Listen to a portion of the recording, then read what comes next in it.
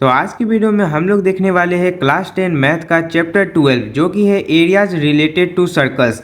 तो इस चैप्टर में हम लोगों को सर्कल से रिलेटेड एरिया के बारे में पढ़ना है। तो इसमें हम लोगों को मेजर जो सबसे मेन पढ़ना है वो है हम लोग का सेक्टर और सेगमेंट के बारे में। लेकिन उससे पहले हम लोग बात कर लेते हैं कुछ बेसिक कॉन्सेप्ट्स और टर्मिनोलॉजी के बारे में, यानी सर्कल से जुड़ा हुआ जितना भी टर्म्स है उसके बारे में पहले एक बार क्विक रिविजन देख लेते हैं, जो कि आप लोगों को पहले से भी पता होगा। सबसे पहले सर्कल होता क्या है, तो एक collection of all points in a plane that are at a constant distance, जिसको हम लोग रेडियस बोलते हैं, from a fix centre point. यानी इसका मतलब हुआ कि हम लोग जो है कोई भी एक फिक्स पॉइंट है, मान लेते हैं ये एक पॉइंट लिए, अब यहाँ से कांस्टेंट डिस्टेंस पर यानी कि एक बराबर बराबर दूरी पर इस तरह से मान लेते हैं 4 सेंटीमीटर लिए, तो इधर से भी 4 सेंटीमीटर, इधर से भी 4 सेंटीमीटर, इस तरह से 4-4 सेंटीमीटर की दूरी पर हम लोग बहुत सारा फिर पॉइंट लेंगे। तो इन सब पॉइंट को जितना भी हम लोग इस तरह से बराबर दूरी पर पॉइंट लिए, तो इसको जब हम लोग मिला देते हैं तो ये हम लोग को जो शेप मिलता है इसी को हम लोग सर्कल बोलते हैं। तो ये हम लोग का हो गया सर्कल क्या है। फिर उसके बाद सर्कमफेरेंस क्या होता है, तो ध्यान से देखिए ये जो डिस्टेंस होगा ये पूरा, इसी डिस्टेंस को हम लोग सर्कमफेरेंस बोलते हैं, यानी सर्कल का जो पेरीमीटर होता है उसको सर्कमफेरेंस बोलते हैं। अब उसके बाद देख लेते हैं आर्क क्या होता है। तो आर्क जो होता है वो एक पीस होता है, कंटिन्यूस पीस किसी भी सर्कल का बाउंड्री का, यानी ये हम लोग का सर्कल का एक सर्कल है, तो इसमें ये जो पूरा बाउंड्री है जिसको हम लोग सर्कमफेरेंस बोलते हैं, तो इसका जो हम लोग कोई भी एक हिस्सा ले ले, यानी कोई एक पीस ले ले, मान लेते हैं यहाँ से ले जाके यहाँ तक इस तरह से काट के ले ले, तो ये वाला हम लोग का जो है आर्क कहलाएगा। और अगर हम लोग दूसरा साइड वाला देखें तो ये भी हम लोग का एक दूसरा आर्क कहलाएगा। तो इसमें हम लोग का जो है ये जो छोटा वाला जो होता है उसको हम लोग माइनर आर्क बोलते हैं, और जो बड़ा वाला होता है उसको मेजर आर्क बोलते हैं। फिर उसके बाद कोड क्या होता है, तो कोड जो होता है वो एक ऐसा लाइन सेगमेंट होता है जिसका दोनों एंड पॉइंट सर्कल पर लाई करता है। यानी यहाँ पर एक सर्कल है, एक काम करते हैं यहाँ अलग सर्कल बना लेते हैं, तो इस सर्कल में हम लोगों का कोई भी एक लाइन सेगमेंट, मान लेते हैं ये लाइन सेगमेंट लिए जिसका दोनों एंड पॉइंट जो है सर्कल पर है, तो इसको हम लोग कोड बोलेंगे। अब मान लेते हैं हम लोग इधर से इस तरह से बनाएंगे तो ये भी कोड होगा, क्योंकि दोनों एंड पॉइंट कहाँ है, सर्कल पर है। अब उसके बाद ध्यान से देखिए इसी में एक चीज़ है कि लॉन्गेस्ट कोड जो होता है वो डायमीटर होता है। यानी आप लोगों को पता है कि डायमीटर क्या होता है, एक ऐसा कोड, डायमीटर भी एक कोड ही होता है, क्योंकि वो उसका भी जो दोनों एंड पॉइंट होता है वो सर्कल पर होता है, और ये जो होता है ये हम लोग का सेंटर से होके पास होता है, तो इसको हम लोग जो है डायमीटर भी बोलते हैं। और ये हम लोग का सबसे लंबा कोड होता है, क्योंकि आप देख भी सकते हैं कि ये कोड है, अगर हम लोग इससे थोड़ा दूर पर कोई कोड बनाएंगे तो वो ध्यान से देखिए छोटा हो जाएगा, और दूर बनाएंगे और छोटा हो जाएगा। तो यानी सेंटर से हम लोग जैसे जैसे दूर जाते हैं तो कोड छोटा होते जाता है, तो इसलिए हम लोग का जो ये कोड होता है, लॉन्गेस्ट कोड होता है, वो डायमीटर होता है। अब उसके बाद हम लोग जो है मेन बात कर लेते हैं सेक्टर और सेगमेंट के बारे में, क्योंकि इसी के बारे में हम लोग को इस चैप्टर में मेन पढ़ना है। तो सबसे पहले सेक्टर क्या होता है, the region enclosed by 2 radius and the corresponding arc. यानी कि हम लोग का एक सर्कल है, अब इसमें हम लोग जो है कोई भी 2 रेडियस लेंगे और उसके साथ में जो भी आर्क होगा उससे जो हम लोग को रीजन मिलेगा, यानी जो एरिया मिलेगा, उसी को हम लोग सेक्टर बोलते हैं। यानी यहाँ पर हम लोग का सबसे पहले तो सेंटर होता है। अब इस सेंटर से हम लोग कोई भी 2 रेडियस ले लेते हैं, मान लेते हैं ये एक रेडियस ले लिए, ये एक रेडियस ले लिए। अब ये 2 रेडियस और इससे जुड़ता हुआ, ध्यान से देखिए ये वाला एक आर्क है, तो ये जो हम लोग को शेप मिला है ये वाला, इसी को हम लोग क्या बोलेंगे, सेक्टर बोलेंगे। यानी ये हम लोग का सर्कल का एक सेक्टर कहलाएगा। यानी सेक्टर और कुछ नहीं, किसी भी एक सर्कल का एक पूरा हिस्सा होता है, यानी ये एक हिस्सा हो गया। अब इसमें भी इसको हम लोग जो है, ये छोटा है तो इसलिए हम लोग इसको माइनर सेक्टर बोलेंगे। और ध्यान से देखिए ये 2 रेडियस है और ये भी तो एक आर्क है, तो इससे जो हम लोग का मिलके बनेगा तो ये वाला भी हम लोग का सेक्टर कहलाएगा, इसको हम लोग मेजर सेक्टर बोलेंगे।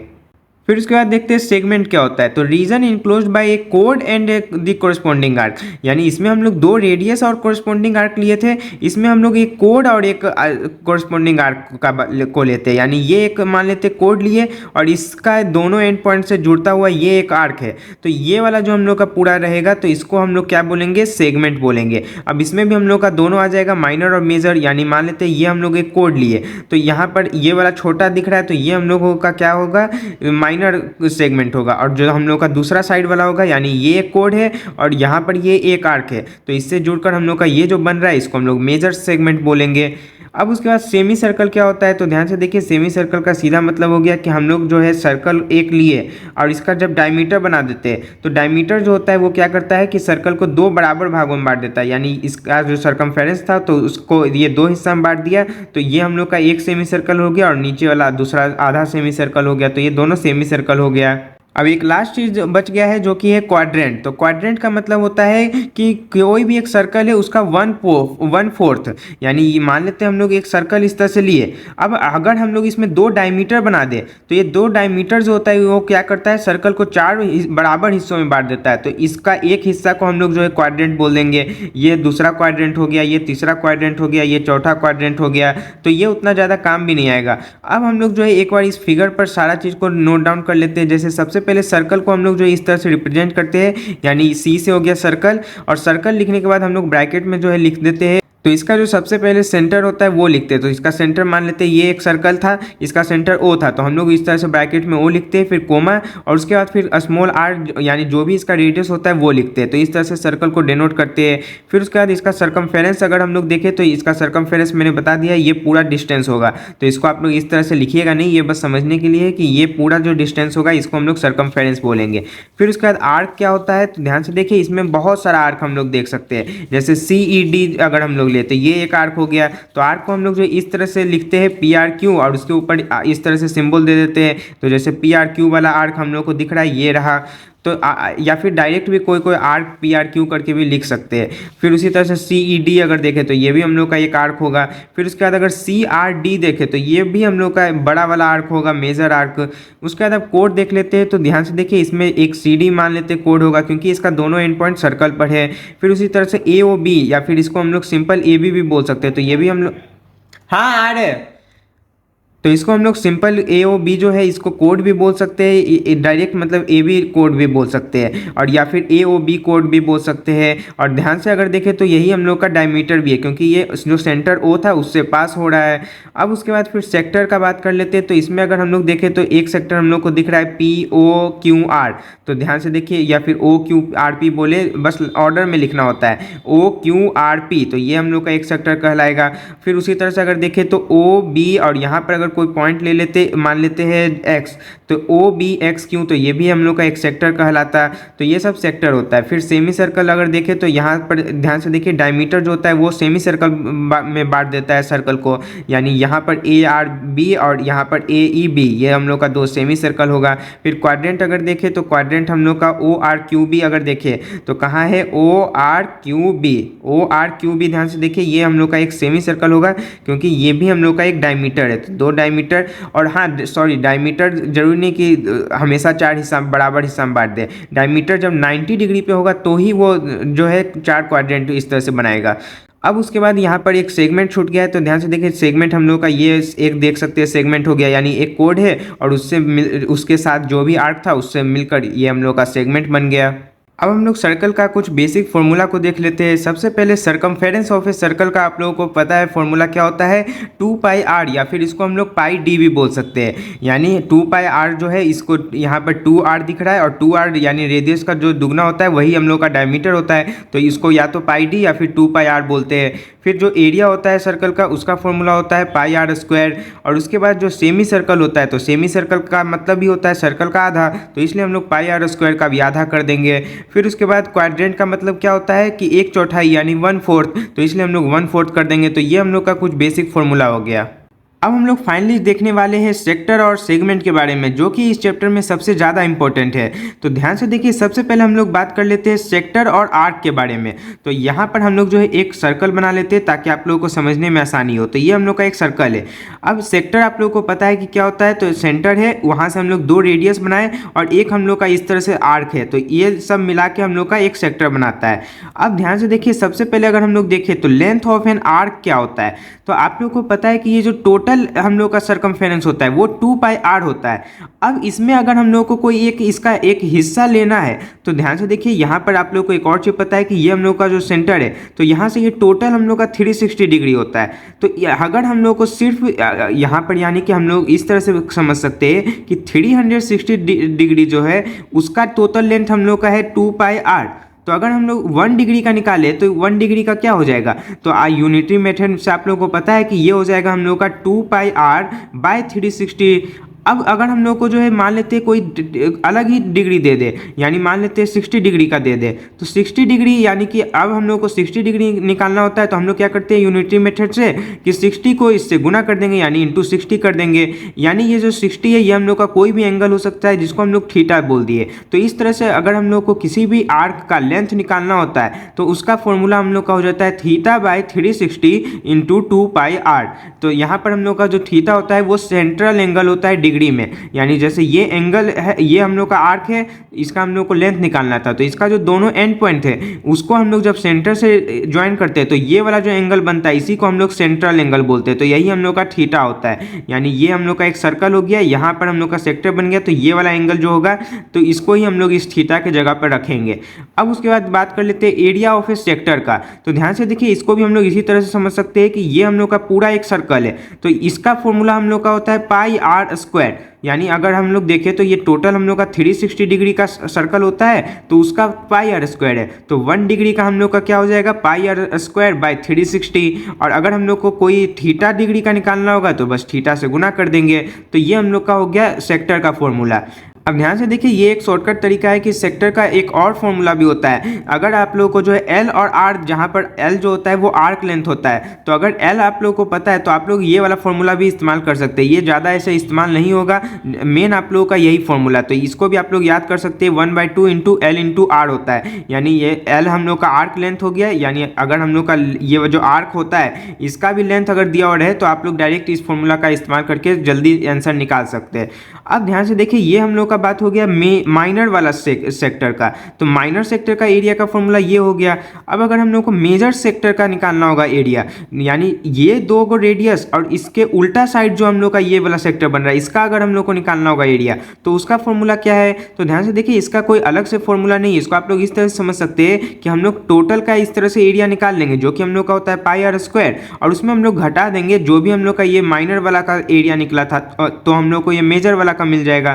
तो ये माइनर वाला का ये फॉर्मूला होता है, इसको घटा देंगे।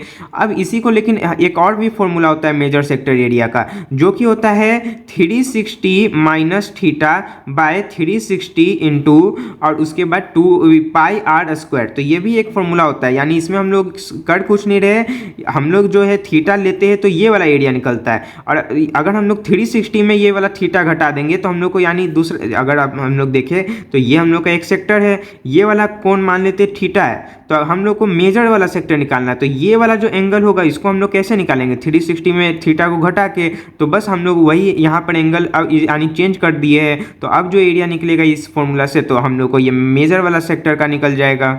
अब उसके बाद बात कर लेते हैं सेगमेंट के बारे में। तो सेक्टर हम लोगों ने अच्छे से समझ लिया है। अब सेगमेंट आप लोगों को मैंने बताया था कि क्या होता है, हम एक सर्कल है, कोई भी एक कोड लेंगे और एक आर्क लेंगे तो इससे हम लोग का एक सेक्टर बन जाता है, इससे सेगमेंट बन जाता है। अब इस सेगमेंट का एरिया कैसे निकलता है, तो इस सेगमेंट का एरिया निकालने के लिए हम लोग क्या करते हैं कि इसका कोई अलग से फॉर्मूला नहीं है, हम लोग क्या करते हैं कि ये एक सेक्टर है, यानी हम लोग जो है दो इस तरह से जब ये कोड जो लेते हैं तो इस कोड का जो दोनों एंड पॉइंट होता है उसको अगर हम लोग सेंटर से मिला दे तो हम लोग को वापस से एक सेक्टर मिल जाता है। अब अगर हम लोग इस सेक्टर का एरिया निकाल ले और उसके बाद ध्यान से अगर हम लोग देखें तो यहाँ पर ये जो दो रेडियस होता है और ये जो कोड होता है ये मिलकर एक हम लोग का ट्रेंगल बना रहा होता है। तो इस ट्रेंगल का अगर हम लोग एरिया घटा देंगे उसमें तो हम लोग को ये वाला सेगमेंट का एरिया मिल जाएगा।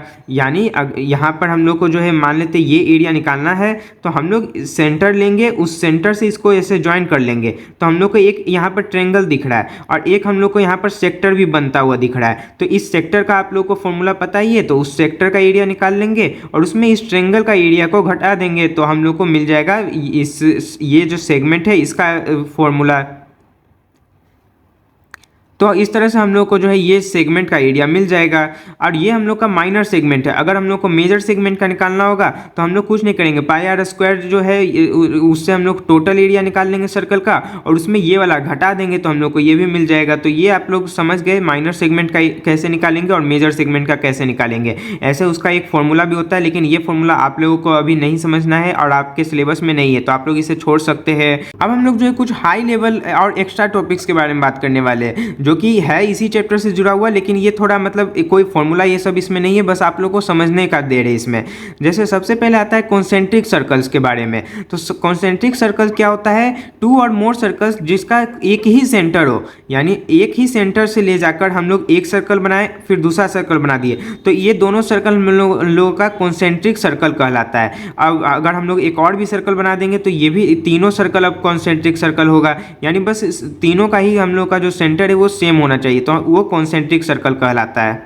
अब इसी कॉन्सेंट्रिक सर्कल से जो है हम लोग का एक रिंग बन जाता है, यानी अगर हम लोग दो कॉन्सेंट्रिक सर्कल इस तरह से बनाए तो ध्यान से देखिए उससे हम लोग का एक रिंग बन जाता है, यानी ये जो हम लोग का ये दिख रहा है हम लोग को, तो इसको ही हम लोग रिंग बोलते हैं। तो इसका अगर हम लोग को एरिया निकालना होगा तो कैसे निकालेंगे? तो हम लोग जो है ये जो बड़ा वाला है तो उसका रेडियस मान लेते हैं कैपिटल आर है, और जो छोटा वाला सर्कल है उसका रेडियस मान लेते हैं स्मॉल आर है। तो हम लोग क्या करेंगे, सबसे पहले बड़ा वाला का एरिया निकाल लेंगे, तो पाई आर स्क्वायर होता है एरिया का फॉर्मूला, तो बड़ा वाला के लिए हम लोग बड़ा वाला आर का रेडियस लेंगे, तो ये हो जाएगा पाई आर स्क्वायर, और उसमें जो छोटा वाला सर्कल है उसको घटा देंगे तो हम लोग को ये वाला मिल जाएगा एरिया। तो यानी पाई आर स्मॉल आर ले लेंगे तो स्मॉल आर का स्क्वायर, और इसमें से अगर हम लोग पाई कॉमन ले लेंगे तो R square minus R square हो जाएगा। तो ये हम लोग का एक सर्कुलर रिंग का फॉर्मूला होता है। तो ये जो है आप लोग को अगला जो चैप्टर है सरफेस एरिया एंड वॉल्यूम उसमें भी काम आएगा, तो इसलिए आप लोग ये भी याद कर लीजिएगा, पाई और बड़ा स्क्वायर माइनस छोटा स्क्वायर, तो ये एक सर्कुलर रिंग का फॉर्मूला हो गया।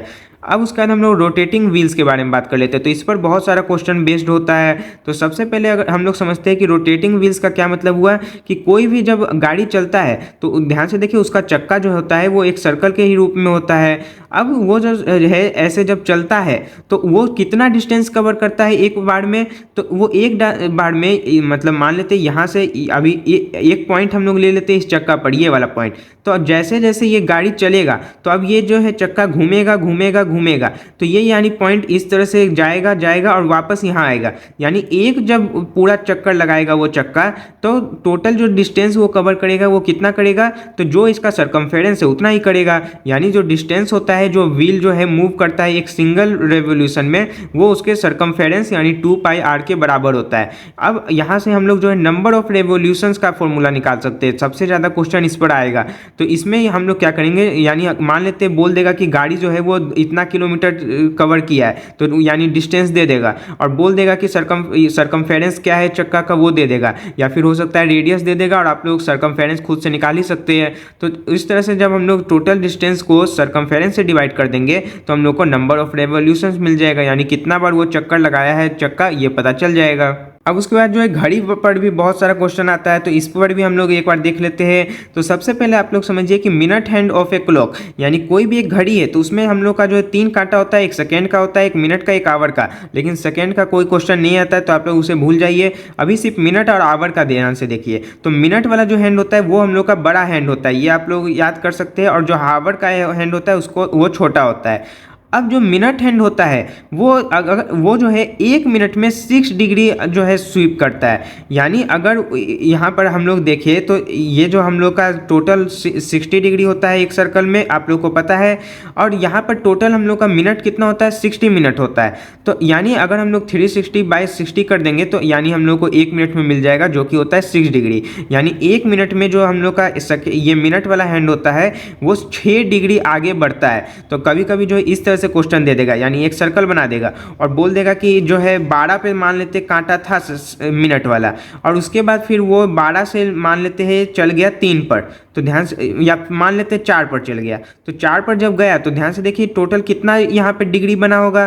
तो यहाँ पर हम लोग को पता है कि 1 मिनट में हम लोग का 6 डिग्री होता है। अब यहाँ से ये टोटल कितना चल गया है, तो यहाँ पे जब 4 पे जाता है तो आप लोग को पता है 12 से 4 जाने में 20 मिनट हो गया, तो यानी 20 मिनट हो गया है। तो 1 मिनट में अगर हम लोग का जो है 6 डिग्री है तो 20 मिनट में हम लोग का 6 2 12 120 डिग्री होगा, तो ये हम लोग को 120 डिग्री मिल गया। और यहाँ पर फिर हम लोग को बोल देगा कि इससे बनने वाला जो सेक्टर है उसका एरिया निकालने हैं, तो इस तरह से हम लोग इस सेक्टर का एरिया निकाल लेंगे जहाँ पर थीटा का मान हम लोग 120 डिग्री ले लेंगे। तो इस तरह से क्वेश्चन आता है घड़ी पर। अब उसके बाद देखें तो आवर हैंड का भी कॉन्सेप्ट ऐसा ही है, बस इसमें क्या होगा कि 1 मिनट में ये 0.5 डिग्री कवर करता है। ये जो टोटल हम लोग का होता है 12 घंटा होता है, यानी जो टोटल 360 डिग्री का एक सर्कल है उसमें 12 घंटा है। तो अगर हम लोग देखें सबसे पहले तो 1 घंटा में ये कितना करेगा, तो इसको हम लोग इस तरह से जब डिवाइड कर देंगे तो ये आ जाएगा 30 डिग्री।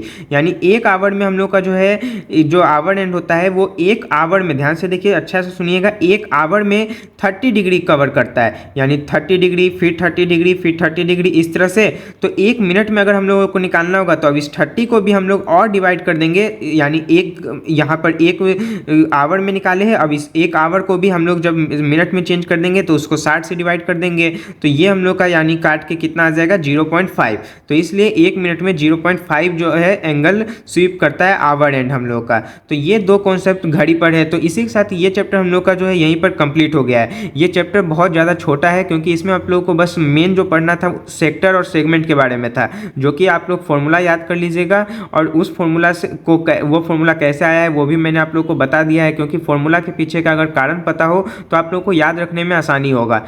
तो इसी के साथ इस वीडियो को हम लोग यहीं पर एंड करते हैं। मिलेंगे इसके अगले चैप्टर में। जय हिंद।